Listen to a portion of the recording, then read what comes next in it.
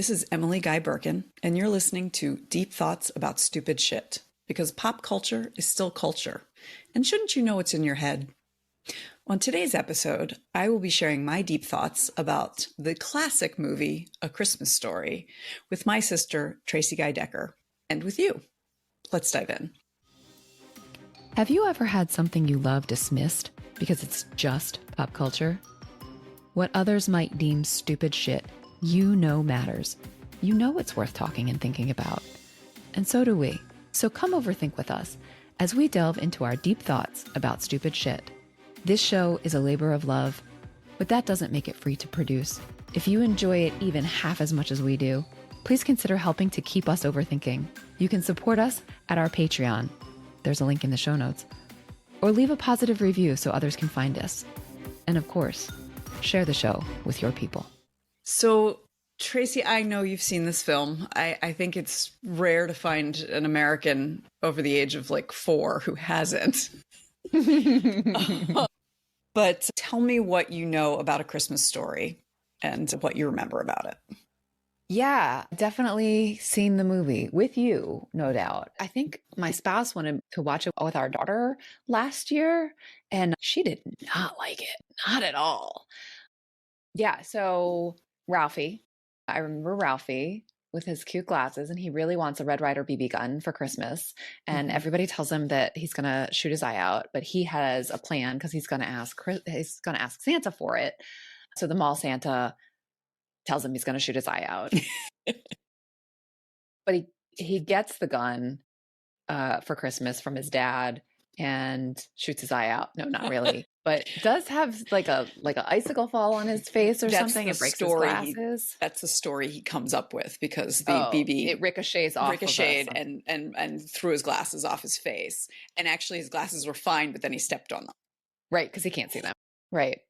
And of course the sexy lamp, the trope that we talk about where if your character could be replaced with the sexy lamp from this movie. That's the sexy lamp, yes. Then you need to go rewrite. And I remember the dad like being super excited about the major award, and the packing crate says fragile, and he's like, oh, fragile, it's Italian. Yeah. And there's a scene with the kid getting his tongue stuck to a frozen like pole and cursing. Ralphie learns to curse from his dad, but he blames another kid. Yeah, so I remember like snapshots from the movie that sort of come together into a comprehensive story in my brain, but mostly are just snapshots. So that's actually kind of what the movie is it's snapshots that are kind of vignettes that are brought together into a sort of cohesive story. So it's not unreasonable that that's how you remember it. That's the way I remember it. Yeah. All right. So like you said, this is a classic. Like it is just kind of understood that this is American Christmas time media. So why are we talking about it? So there's a couple of reasons why I wanted to talk about it. You know, there's no lack of Christmas movies for us to discuss. And talking about Christmas movies is a little bit fraught's a little too strong, a little odd for us because neither of us celebrates Christmas at this point in our lives. Listeners, if you don't know, we're Jewish, but we were raised by our mom is Jewish, our dad was not, and we were raised with Christmas growing up. And so this is a movie that I don't exactly associate with Christmas so much as I associate it with our dad, because he had a great deal of affection for this movie for a number of reasons. One being that dad loved kids. And this is some of the best child acting, I think, that you see anywhere. I think part of it is Peter Billingsley's a very good actor. He was 12 when he was playing Ralphie, who was 9. And he was already like very well known in commercials and had done a few other things. I think he's just a talented actor. And then it seems that Bob Clark, the director, knew what to bring out of the kids. Like Randy mostly kind of cried and was saying Ralphie and like didn't have much to say, which is exactly what needed to be done. Randy's Ralphie's younger brother. Yes, Randy's the little brother. So there's a lot in there that I associate with Dad. There's this nostalgia for a time that was a little before Dad's time, but it reminded Dad of his childhood. Much. Yeah, not much. Reminded Dad of his childhood. There's this like warmth around childhood that I associate with Dad, like a warmth around the memories of childhood and around love for children. And then just the fact that Dad would crack up even though he'd seen it over and over and over again. So that's part of the reason why I want to talk about it is this movie trades on nostalgia. So I want to look at nostalgia a little bit more closely. And as you mentioned before we started recording, like not only did this movie that came out in 1983 have nostalgia for a world 40 years earlier, now that it's a 40-year-old movie, people have nostalgia for the movie. Right. And so I'd like to kind of look at the role of nostalgia in this. And then that also brings up certain things that are kind of ugly about our past. There's some blatant racism in the film that was considered okay in 1983 to be a joke about something happening in 1940. The gender dynamics between the old man and Mrs. Parker. So that's Ralphie's parents. You never know their names. And he always refers to his father as the old man and his mother as mom or mother. So there's gender dynamics there that are a little odd and uncomfortable to look at from the hindsight of 2023. And there is some very interesting pro-capitalism and anti-capitalism messages in there as well that are real difficult to parse. So there's quite a bit in there that I think is worth looking at in terms of what we consider like the good old days and what we are allowing to be swept under the rug because of nostalgia. So those are a bunch of the things that I'd like to talk about. Cool. All right, let's dive in. Let's start. If you could give like a more cohesive rundown than I did. The film is based on a novel by Gene Shepherd, who was a humorist. He was known for radio. He would tell these vignettes about his childhood that he swore were fiction, but they included names of people who he actually had gone to school with. So he made it very difficult to know what was true about him. Gene Shepherd did. But the novel was called In God We Trust, All Others Pay Cash, which is a great name.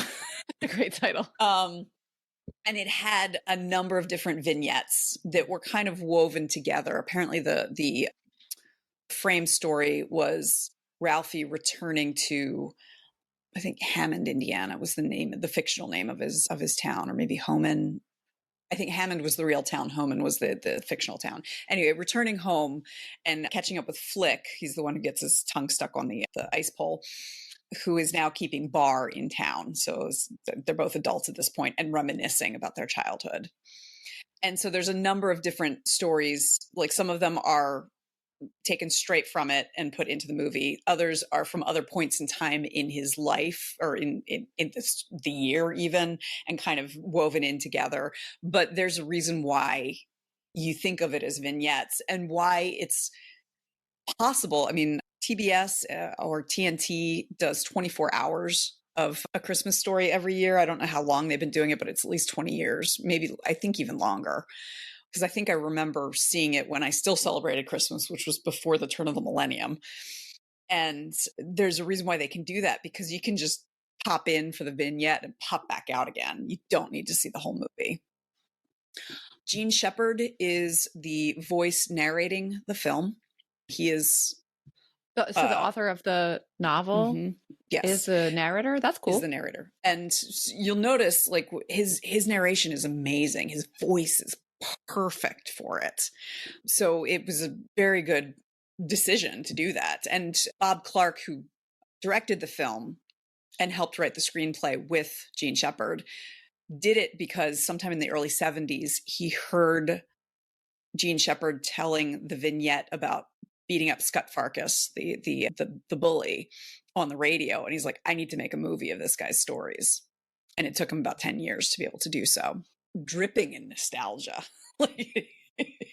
Totally. So all that is to say, the story is about Ralphie Parker, who is 9 years old in a small town in Indiana, not far from Chicago. It is a few weeks before Christmas, and all he wants is a Red Ryder BB gun. And there's more to it. There's a compass on the barrel and a bunch of other stuff. So he wants a Red Ryder BB gun, and he is really excited about Christmas coming. And it's a bunch of different stories like woven together. He has a little brother named Randy. His mother is a stay-at-home mom, as pretty much they all were in this. It doesn't have an exact date, but it's around 1940. His father, the old man, is kind of this irascible guy who he's constantly fighting with his boiler, or no, not the boiler, the furnace. He's fighting with the furnace. Yeah. And cursing at it. And like the smoke comes up out of the vents. Yep. Mm-hmm. Yes. I remember that. So constantly fighting with the furnace, and then with the neighbors' dogs who are just left to roam free. The Bumpuses? The Bumpuses dogs, yes. And who is always excited to like try to win different prizes and games in the newspaper, and does not strike one as exactly scholar. Not the most intellectual of men. No. The mother is like very, like, it's hard to describe her personality because she seems like the prototypical mother, but there is some like humanity and sweetness there too that you see. Like when she gets Randy to eat, because he's the kid who will not eat, and so she's like, why don't you show me how a piggy eats? And like he's like putting his face in the food. And that's one thing I have a very strong memory, because the kid playing Randy is giggling, and Melinda Dillon, who played the mother, is also laughing. And I remember it being on TV and Dad going like, they actually got that child to laugh. That is a real laugh from that child. And him, how delighted he was and how happy this kid was. The other thing that she does that I have always loved is after she washes Ralphie's mouth out with soap and she sends him to bed, she's looking at the soap and like puts it in her own mouth. Just be like, this tastes like. Yeah. I remember her being disgusted. That's my memory. Yeah. So we've got this mother character who you don't get as many like specifics about, but is also a very important character in the film. Ralphie has two best friends, Flick and Schwartz. You never find out Schwartz's first name. They only ever call him Schwartz. Is Flick a first name? I think so. That's what the teacher calls him too. So It's at least his nickname. Okay. And so they get into scrapes together. Schwartz is the one who triple dog dares Flick to stick his tongue to the frozen pole where it gets stuck. And the bell rings. They all abandon Flick. I can remember debates between you and me and Chris as to whether or not that would actually work, if your tongue would actually get frozen. Chris was our cousin.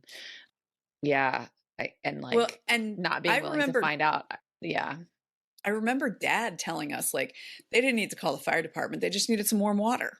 Remember him telling us that. And so like ever since I've been like, you just need some warm water. Why is everyone making this so difficult?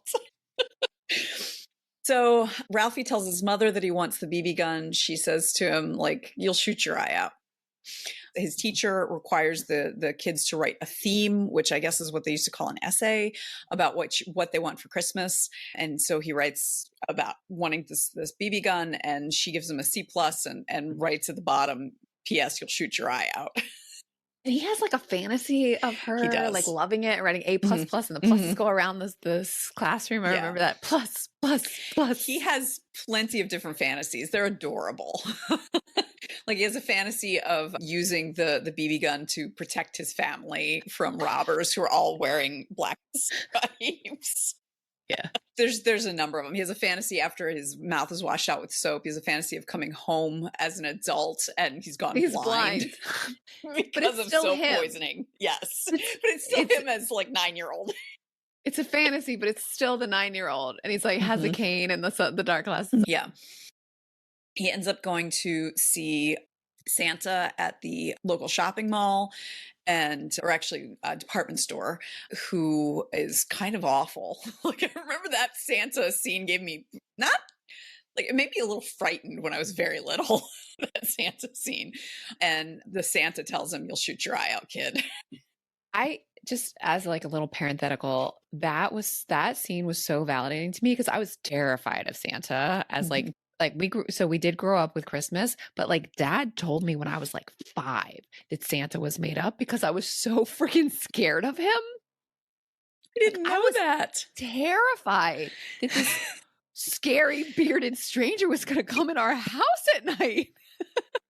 Like I was like having panic attacks as like a 5-year-old.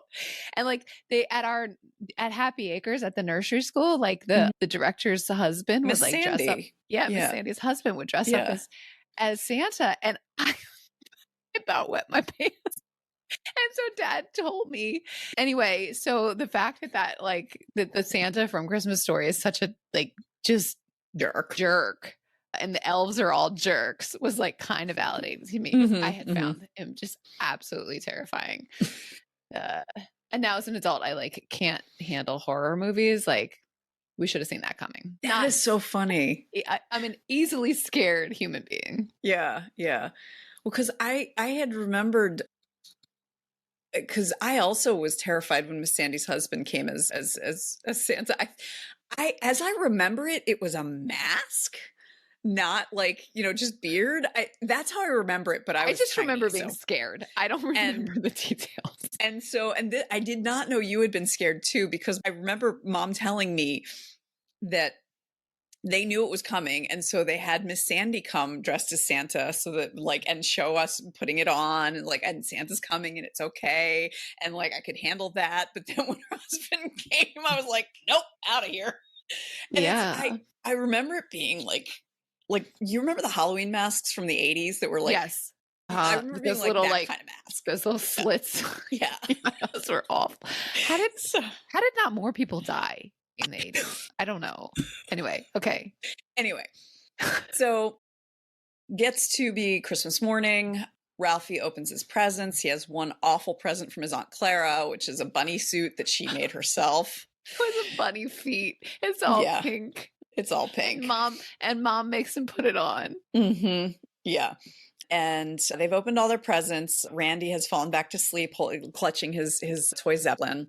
And the old man asks Ralphie, well, are you happy with all your presents? He's like, mostly, yeah. He's like, or did you get everything you wanted? Mostly. And he's like, oh, what's that? There's another present beside the desk. And it's the BB gun. And what's interesting is his dad is the one person he never said that he wanted. I mean, the one person. He told his mom. He didn't tell his dad that he wanted this BB gun. And his dad got it for him without discussing it with the mom. Which is another thing I want to talk about a little bit. So he goes outside. That's when he shoots his eye out. Not really. The BB ricochets. And that is one of the funniest moments where it boom. And he's like, I shot my eye out. So he makes up a story about an icicle falling to cover the fact that he shot his eye out. He shot his eye out. And while they're taking care of his little cut under his eye, taking care of the broken glasses, the Bumpus's dogs get in and destroy their turkey. So they end up going to a Chinese restaurant for dinner. And they are the only people there. And then the end of the movie is Randy asleep in his bed, Ralphie clutching the BB gun to his chest to go to sleep and saying it's the best gift he had ever received or would ever receive. And there's a lovely moment of the old man sitting by the tree looking at the snow coming down, and he says to the mother, come look how pretty. And they sit and they kind of just sink into each other in a very lovely, loving way that I really appreciated as an adult. I think I remember going why are they staring at the snow when I was a kid? But now as an adult, I'm like, I like that. And that's the end of the film. So we talked a little bit about nostalgia. The movie didn't do that well when it came out in 1983. Oh, really? Oh yeah. I didn't It know didn't that. do It wasn't a box poorly. office success? No. And some of it was like what I've been reading. It seems like at the time, movies that were specifically for Christmas didn't really do well. Now, there had been times before that where they did, and it certainly is a big business now. But at the time, it was just like, when do we put this out? Like at Thanksgiving? Like who's going to see this when? And it became a cult classic in part because it's around when VCRs became prevalent. And so when like the stores that had VCRs were selling them as like, you know, potential gift for Christmas, it was one of the VHS tapes that they had available to also sell. Ah. And it was like a really good pairing. And then, you know, of course, it's a very good movie. Like it is very, very well done. It doesn't have much of an overarching story because it's this slice of life, but it is so relatable in so many ways. Even if you've never experienced Midwest childhood in the 40s or 50s in mid 20th century America, there is so much relatable in the dynamics of the family, in the brothers' dynamics, in friendships, in what it's like to be in fourth grade, you know, any number of things. You know, you may not have had the triple dog dare, but there was like, oh, he didn't actually say that in your elementary school playground. No, So she didn't. yeah. So there's a lot there. And so it became cult classic. Usually means that it like was completely bombed. It didn't. It earned back what they spent on it, more than they spent on it. I think it was a $4 million movie, and it made like almost 20 million in the box office. Oh, okay. So it wasn't a box office flop. It just wasn't a runaway success. It just wasn't huge. Yeah. Mm-hmm. And has since been reevaluated as like probably the best movie in 1983. Roger Ebert gave it 3 stars when it came out, but then revisited it in the year 2000, gave it 4 stars, and said it's a classic film, that sort of thing. Mm-hmm. The thing about nostalgia is that it gives you rose-colored glasses because all you're remembering is the pleasant stuff. And there's some unpleasant stuff that it isn't even like they've forgotten it. It's that like we kind of ignore it. So the racism in the film, when the turkey is eaten up by the Bumpus's dogs, they go to a Chinese restaurant. And the thing is, this Chinese restaurant is completely empty except for these 4 people. Who were the Jews? Yeah. Where were the Schwartzes?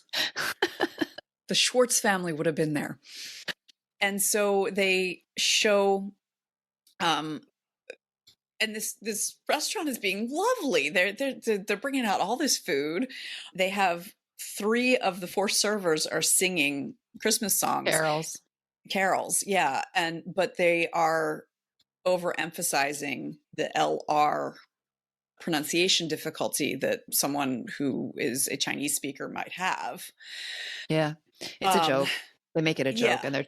and the Parkers are trying to correct them. Yeah. No, actually, it's the Parkers don't try to correct them. It's the maitre d'. Maitre d', yeah.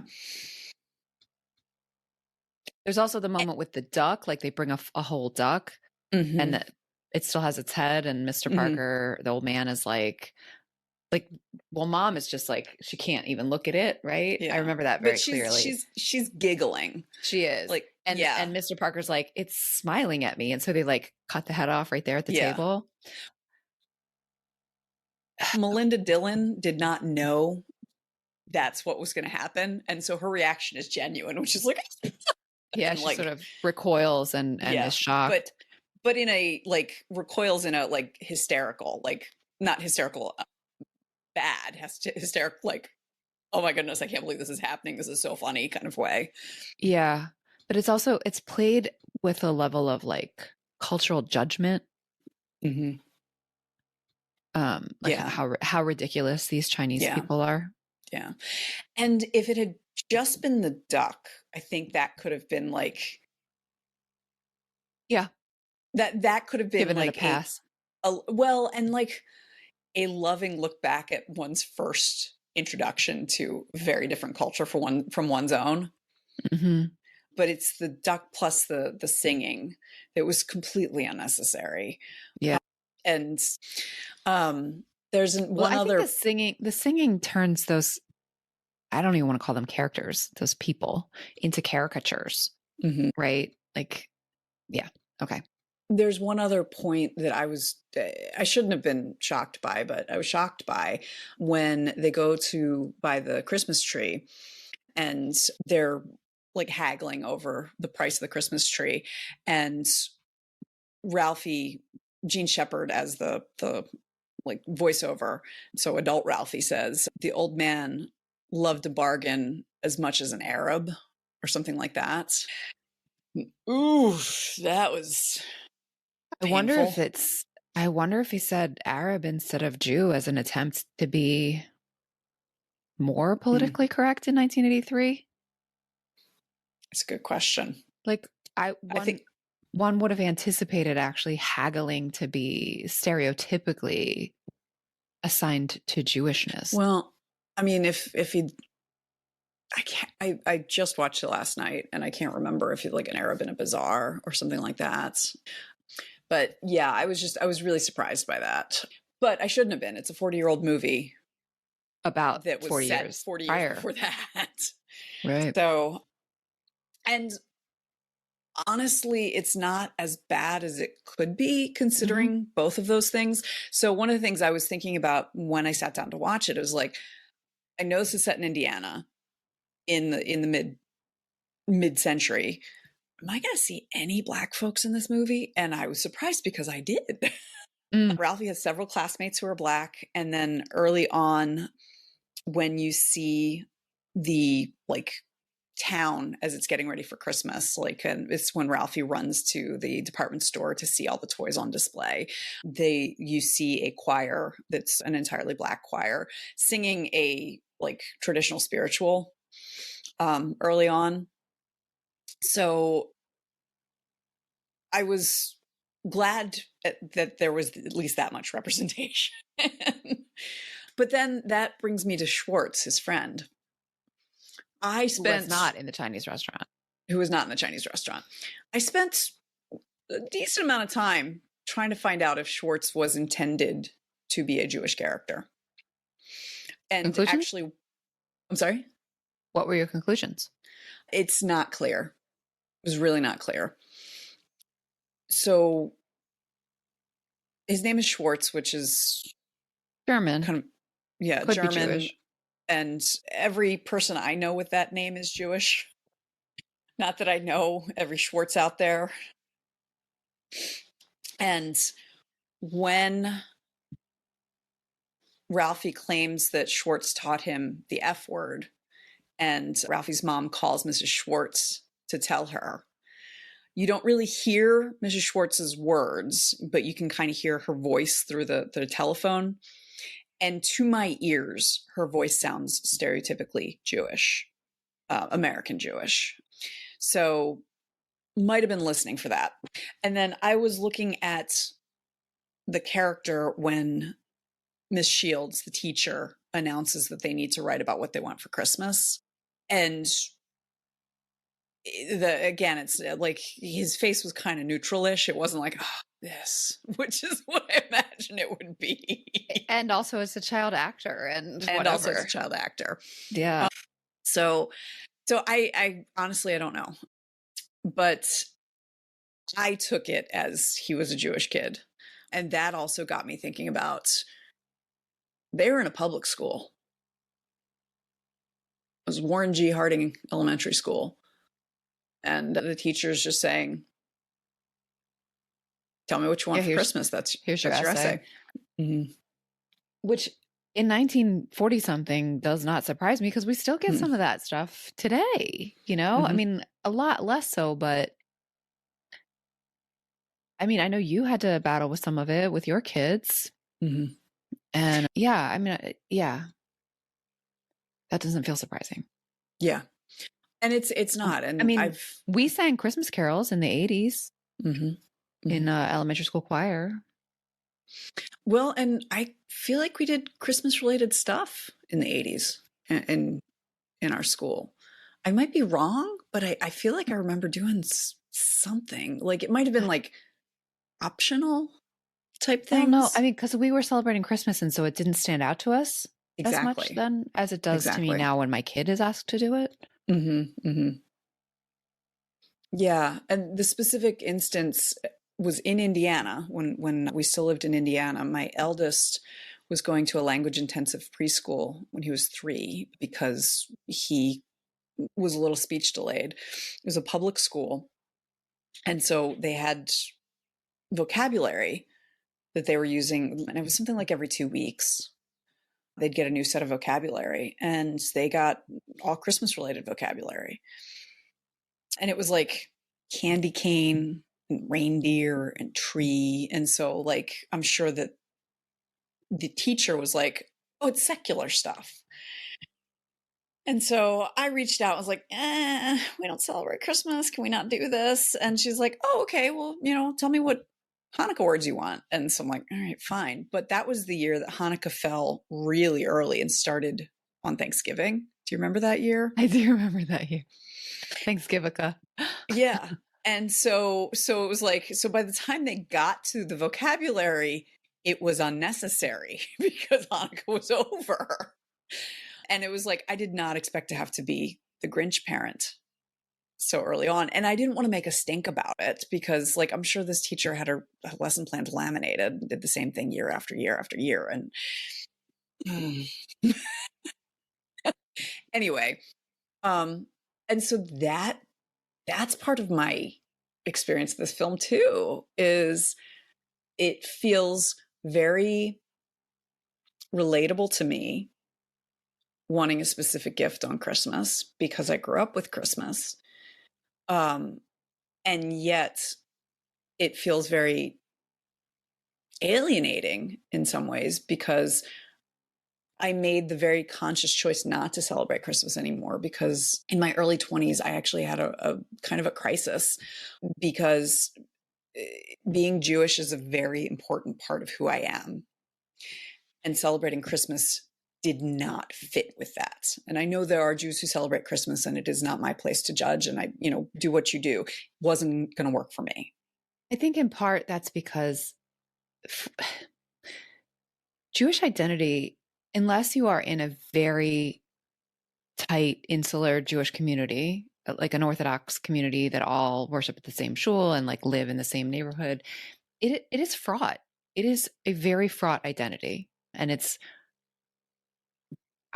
especially with us growing up, with dad not being Jewish, like Jewish enough, I'm putting quotes around that, and so I would be like not Jewish enough in Jewish circles, but then like way too Jewish in my circles with non-Jews. And so anything that would kind of muddy that Jewish identity felt almost dangerous to a core of who I am. That's why I stopped or chose not to celebrate Christmas with my family once I had one, because it's really hard.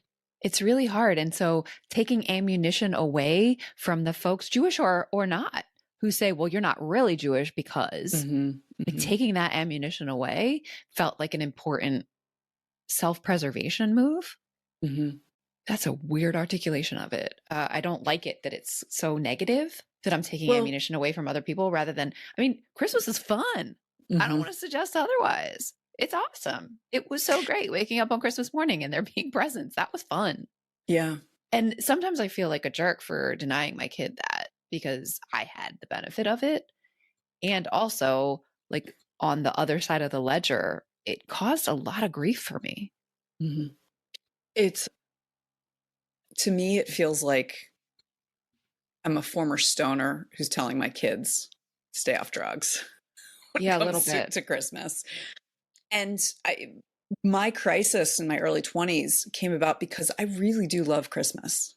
I love the sappy, like, like it's Christmas and that means it's time for family and that means like goodwill towards everyone. And you tell the truth at Christmas and like all that crap you get in the schlocky movies. I love Yes, that stuff. Virginia, there is a Santa Claus. Yes, there's a magic in the air and baking cookies and decorating trees and all of that. Goodwill toward men. Mm-hmm. Yeah. And the anticipation, because I love anticipation, until I got to a point where I realized like the reality can never live up to the anticipation. So I had this crisis because I was like, I kind of wished that I could just be general secular American, like Ralphie. Like I wished I could be like Ralphie, because they don't go to church. At no point in this, they're dying Easter eggs in 5 months, and not going to church, and that like I wished I could be that, but when I like could articulate that to myself and realize like, but I would lose something important about myself if I could be that, because I could. I mean, there's nothing stopping me, but I would lose something that's important, and that to me meant, okay, well, as fun as Christmas is, I need to let go of that because it's less important than this aspect of who I am. So it's difficult also raising kids in the 2020s, the 20 teens and 2020s, because Christmas can be year round, because with streaming services, every show. Oh my gosh. Yeah. The streaming services, like I made a point with my daughter that we just weren't going to watch Christmas movies, at least not in the beginning, because I didn't want that to be, I didn't want to create nostalgia around that. But yeah, with the streaming services, she's just like binging a show, and I come in the room. It's the Christmas episode. Yeah, it's the Christmas episode of whatever stupid Nickelodeon show she's watching right now, and she looks at me with this sheepish look, and she's like, "I didn't know. Sorry, Mom." Like, I can't be mad at her. Yeah. Anyway, so yeah, there's the nostalgia piece of A Christmas Story is leaving a lot of people out, sort of including us. I mean, not because we had it as children, but there's that aspect of it. The nostalgia piece about the family dynamics is real weird too.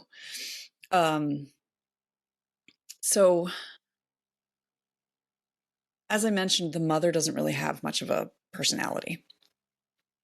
She does, but she's harder to like pin down. And it's because she's like a good mother. There's a point where they're eating dinner and the old man asks like, "Oh, can I have some more of that?" And so she had just sat down and put a fork to her mouth, and she put it down and got him more of. And then as soon as she sits down and gets a fork in her hand again, Ralphie says, "Oh, can I have?" And she gets up and gets that. And the voiceover, Ralphie as an adult says, "My mother hadn't had a hot meal to herself in 15 years. Now, the first issue with that is Ralphie is 9 and he's the eldest. So like, as someone who has gone through having a tiny child, yeah, you get used to not eating hot meals when they're little because they need you so much. But what the hell? What are you doing, Darren McGavin? There were 6 years there where they didn't have children and she didn't have a hot meal. So that's weird. Everything that goes on with the leg lamp. So she is mortified by this lamp because it is so tacky. Yeah. It is so tacky. It's like a 4-foot high, like women's leg wearing fishnet stockings. One leg. Yeah. Wearing fishnet stockings and high heels, and then with a lampshade like at the hip at socket. The buttock. Yeah. Yeah. And there is a bit of a buttock there too. And so, but instead of talking about it, she doesn't say to the old man, "Look, I know that this is your prize and you're very glad to have it, but I'm embarrassed having this in our front window. Can we please put it anywhere else?" No, it accidentally breaks, and the implication is that the mother broke it on purpose. Yeah. But then on the other side of it, like the dad doesn't say like, hey, this is so exciting. I love it. Like, I want to put it in the front window because I want everyone to know. Like, he's just like, here we go. So it's this weird dance of like, he's the head of the household. So he makes these decisions, but she undermines them in little ways. Well, I feel like that sort of the idea of alliances and jockeying for power and position between the two of them, and including the kids, is that comes up again and again, right? Like there's after the fight when Ralphie is bullied, we see him bullied, he and his friends, a couple of times, and then at a certain point, Ralphie like just snaps and goes off on, what was his name? Scott Farkas? Scut Farkas. Scut with a U. That's unfortunate. Yeah. So he goes off on Scut and like beats him to a pulp, like sitting, like Ralphie is straddling, Scut is lying down, Ralphie straddling his chest and just like pounding on his face. And Mom cursing. Yeah. Like cursing obscenities the whole time. And so a mom gets him and takes him home and cares, she gives him some aftercare. Now, Ralphie doesn't have his glasses on, and the glasses are a point of contention because they're expensive and whatever. And so Dad says, does Dad notice, or does Mom just give him the glasses back? No, Dad asks where they are. And she pulls them out of her pocket and says, you left them. Like, she lies about where they came from. And it's clearly an alliance between Mom and Ralphie against Dad. She's keeping, she's not hurting Dad in any way, but she's keeping the truth from him to protect Ralphie. And that is made very plain. And so that alliance there between Ralphie and Mom. But then there are also alliances between Dad and Ralphie, right? The gun for the present, for one thing. Can I tell you, if my spouse were to give my child a present that I had said no to without consulting me, without me having any idea of it until they're opening it, oh, I would be pissed. Frankly, it's grounds for divorce. I would be pissed. It's real bad. Yeah. And and there's also then but then Dad and Ralphie, not just the gun, also the horrible bunny costume that Mom says is adorable. And Dad makes it plain, it's terrible. Don't do this to the kid. Right. So there are these little alliances between, I'm sure Randy comes in too. I just haven't seen it recently enough. Well, when Randy, the reason why Mom lies about where Ralphie's glasses went, and then she kind of elides over the fight that Ralphie got into. She's like, it was a fight, no big deal. How about them bears?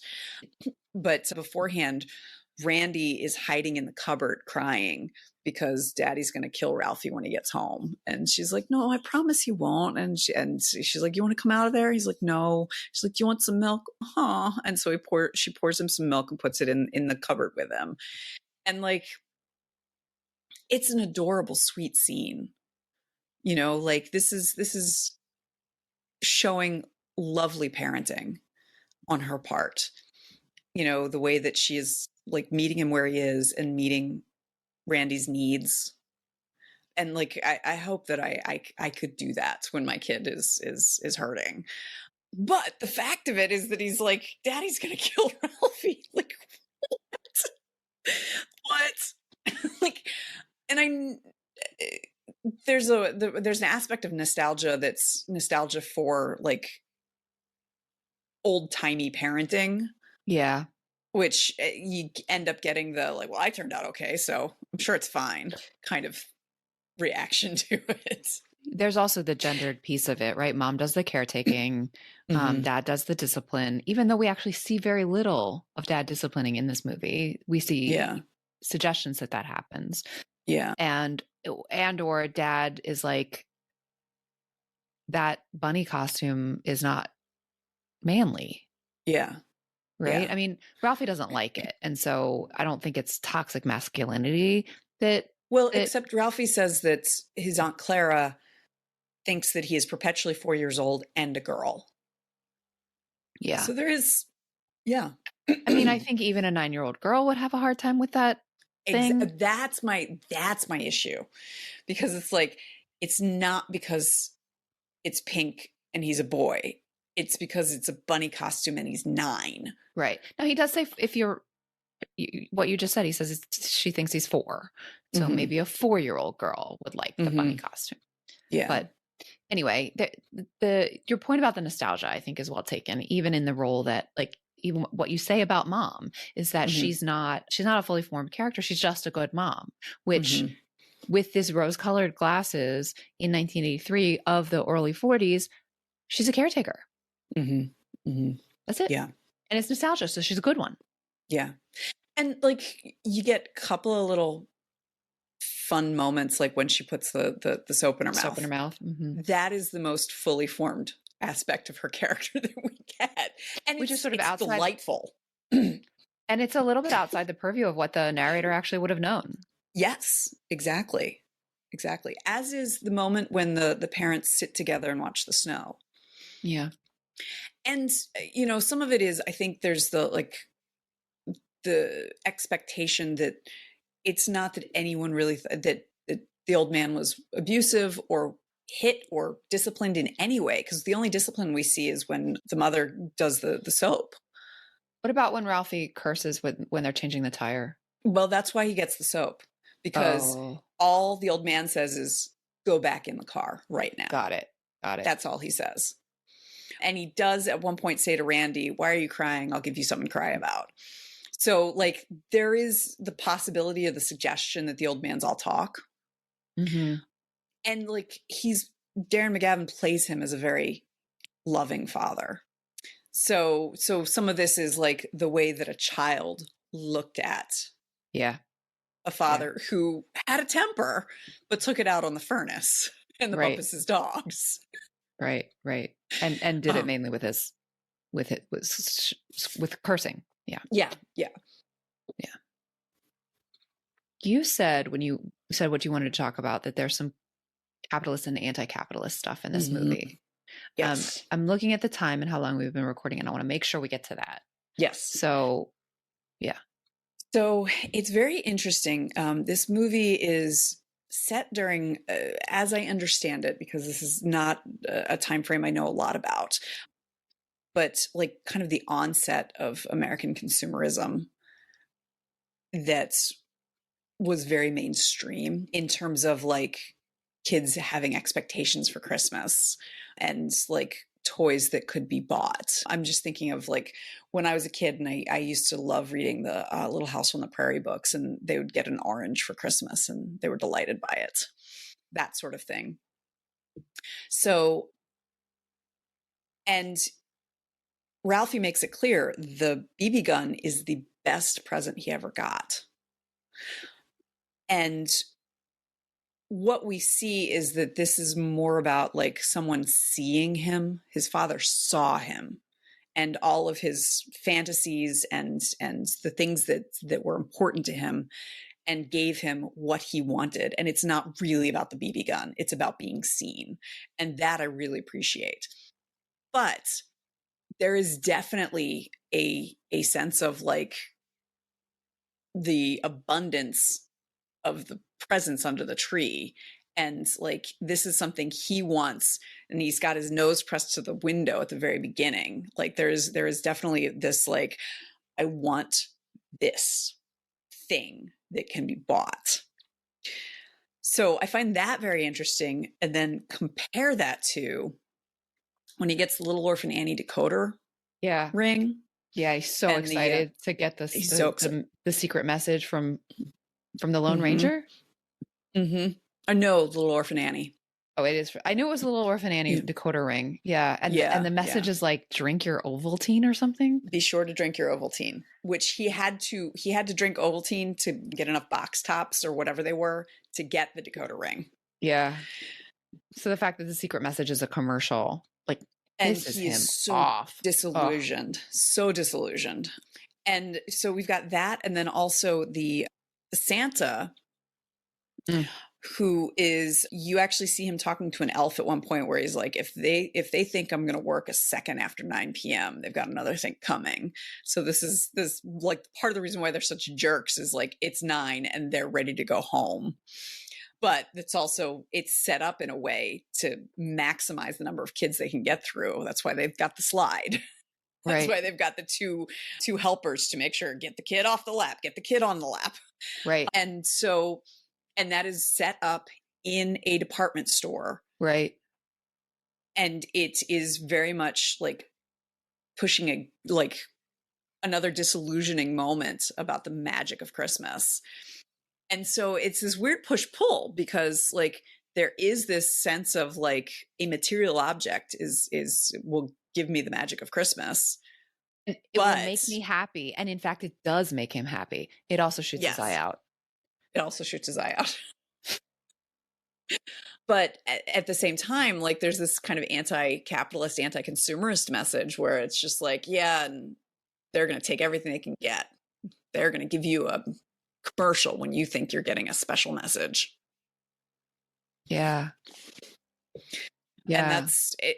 It's really, I just am not sure how to like where to put that. The fact that you get both of these things in this story, where, you know, it's very much a consumerist story, but it's also anti-consumerism, or at least anti-capitalism, because how dare you like be a commercial when I wanted a secret message. Yeah. And you could potentially see the nastiness of the Santa as like a pro-worker message, because Higbee's should have been paying Santa and his elves more. Yeah, it's interesting. I'm also thinking about like what are some of the underlying messages about like disappointment, or sort of like having a particular vision in mind, and what happens when that doesn't happen the way you expected it to, with the turkey and the duck at the turkey that the Bumpus's dogs eat, they've made a big deal through the whole movie about how much the old man loves turkey. Like this is his favorite part of the holiday, because he loves turkey so much, and he's always like stealing it before it's done, and mom's yelling at him that he's going to get sick or whatever. And then they end up at the Chinese restaurant eating the duck, and it seems, they seem to actually kind of enjoy that piece, right? Like the other things aside that we talked about, like the family, the Parkers seem to be having a nice Christmas dinner. And the voiceover talks about like, you know, how memorable it was. And this was like the first time they experienced Chinese turkey, is the way he put it. But it makes it clear that this is a happy memory. Yeah. Yeah. Even though it was because of the Bumpus's dogs. And everyone was about to cry after the Bumpus's dogs did that. And the old man is the one who's like, everybody get dressed. We're going out to eat. And so there's something like kind of admirable in like, we are making the best of this. Yeah. Yeah. From the person who was going to be the most disappointed. There's something really, there's a tension. It goes along with your capitalist, anti-capitalist, or consumerist, anti-consumerist, about sort of placing one's full expectation of happiness in that singular eventuality or item or whatever. And like, what happens when that doesn't come through? To me, it feels resonant and within the tension of what you're pointing to, the push-pull that you're pointing to. And also resonant with the sort of Christmas spirit stuff that you and I both love despite ourselves.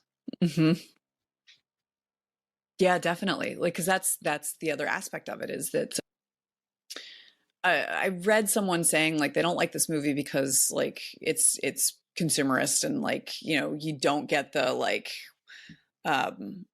Cindy Lou Who, all the Who's in Whoville singing Dahu Dorhe, you know, even though the Grinch stole all their presents. Yeah, exactly. But you do, because they're having fun, even though the Bumpuses ate their turkey. Yeah. And so but at the same time, the child does not have to go through that disappointment. But that's also like, well, you know, as a parent, I kind of don't want my kid to have to learn that yet. While at the same time, not wanting them to get to be an adult and not ever having experienced disappointment, you know? So there's a lot in there.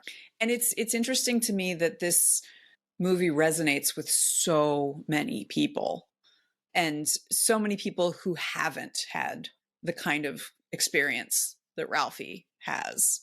there is something very universal and relatable in like the way he and his brother interact and the way he thinks about, like you were talking about in school where he turns in his essay and he's sure that the teacher is going to be like, A plus plus plus plus plus plus plus, and everyone's going to cheer for him. I'm like, yeah, we've all been there. And then we've also all been there when we get the C plus back going like, oh, that bubble is burst. Yeah, there's a lot there. Wow. Well, those are some deep thoughts. Shall I try and do a little, there's too much to explain, but I can sum up. You want to, shall I start Yeah, that? You want if to you don't try mind, that? yeah, go ahead. All right. So I heard some rumination, some deep thoughts about nostalgia and how nostalgia works and what it can do and the ways in which it ignores some of the less savory pieces of whatever era it is idealizing. Mm-hmm. So in this case, there's some gender dynamics that we see around the married couple of the old man and mom. There was also some outright racism, specifically around the folks in the Chinese restaurant at the end, mm-hmm. and also in the way voiceover Ralphie talked about his dad liking a bargain. Mm-hmm. We talked a lot about mom and how she's not a fully formed character. She's just a mom and a good one, which is partially the nostalgia thing. Also partially the story being told from the child's point of view. And we talked about the few moments where she does shine through, which are delightful. The soap in her mouth that tastes bad and the enjoying the snow with her husband at the end. Mm-hmm. The lack of communication between her and her husband at a couple of moments, notably the lamp, which she is mortified by and he adores, but they never actually talk about. And the gun, which they had talked about in advance because mom said no and dad did it anyway. We talked about whether or not Schwartz might be Jewish. Don't know. Not sure where to put that. Mm-hmm. We talked about, we actually went off on a little tangent of our own about this movie as a Christmas movie that leaves some people out. Not us, but kind of us because of our complicated relationship with Christmas. And I'm sure I'm forgetting something, but we just closed up with thinking about sort of both consumerism and anti-consumerism, and also sort of the idea of disappointment and the so-called spirit of Christmas. I'm putting quotes around that, kind of overcoming the disappointment of one specific outcome that had been desired. Though in this movie, it's complicated because Ralphie got the BB gun. Mm-hmm. He did pay some consequences, but he got the BB gun. But dad didn't get the turkey, and they still had a lovely and memorable Christmas. I know I forgot something. You know, the thing that I think is that you missed that I'd like to underline is that the gift was not so much the BB gun as the fact that his dad sees him. Yeah. He is seen and understood. And like, actually that makes me tear up thinking about that a parent would be able to do that without Ralphie having specifically said, this is what I want. Mm-hmm. Yeah. Even though if I were the mother, I would be so pissed. Oh man, seriously. Seriously, divorce lawyer. I mean, for me personally, the fact that it's a firearm makes that even bigger, which I know this is set in the early 40s and our current firearm culture is totally different than it was in the 40s, but yeah. Maybe giving too much away right now. No, my kids are likely to end up riding motorcycles at some point. A line that I wish I could use that apparently my spouse's mother used on him when he was a teenager was like, well, you could spend all that money on a motorcycle or I could kill you for free. Yeah. But my spouse rides. There are other reasons why my kids are likely to ride. I know that is not something that I can necessarily fight against. But if my spouse were to give my kids a motorcycle, even knowing that he would ensure that they took all of the necessary classes, have all of the necessary safety gear, have the best helmet money can buy, even knowing that, I know that in my bones. If he were to gift that to them without talking about it with me first, like the fireball that my head would be, because that is something we need to discuss ahead of time. Yeah. All right. Well, y'all, merry whatever. Mm-hmm. Yes, Happy winter. Yes. Thanks for coming In, along with us. What are we talking about next time? So actually, aren't you doing next time? Oh, yeah. Yeah, it is me. I am going to share my deep thoughts about So I Married an Axe Murderer with Mike Myers, which I know Lead ants now. Either one of us actually could lead that particular episode. So this will be a good one. We will. I'm sure. I know you have deep thoughts about. I have so many thoughts about the movie. All right. See you next time. See you next time. Hey, podcast listener. Yeah, you. A number of folks have been reaching out to us privately with their own memories or deep thoughts about our deep thoughts. Aaron told me that our brief conversation about poltergeist in the Ghostbusters episode brought back some scary childhood memories. Marion, hi mom, pointed out that Fred Savage's dad in The Princess Bride was probably at work and that we were maybe overthinking that idea. Jake pointed out to us that we had completely missed the negative and potentially harmful stereotypes of Roma people that underlie Robin Hood and Little John's cross-dressing as fortune tellers in Disney's Robin Hood. We want to hear what you're thinking, but I bet other listeners do too. We have a forum feature on our website at guygirlsmedia.com. Come join the conversation. I'll put the link in the show notes. Come on over. Let us know. What did we miss? What surprised you? Did we inspire any deep thoughts for you? Be in touch. Thanks for listening. Our theme music is Professor Umlaut by Kevin MacLeod from incompetech.com. Find full music credits in the show notes. Until next time, remember, pop culture is still culture. And shouldn't you know what's in your head?